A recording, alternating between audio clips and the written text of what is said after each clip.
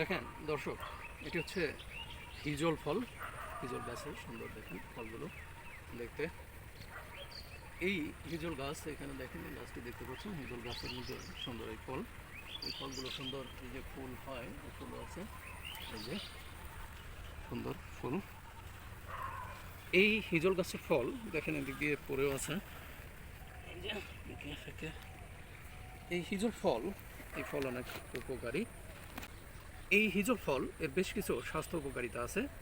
এটি আয়রন, খনিজ লবণ এবং ভিটামিন এ এবং ভিটামিন সি এর মতো বেশ কিছু পুষ্টি গুণে ভরপুর। এই হিজল ফল এটি আমাদের হজমে সহায়তা করে, রক্ত পরিশোধনে এটি সহায়তা করে এবং ডায়াবেটিস রোগীদের জন্য এটি অনেক উপকারী।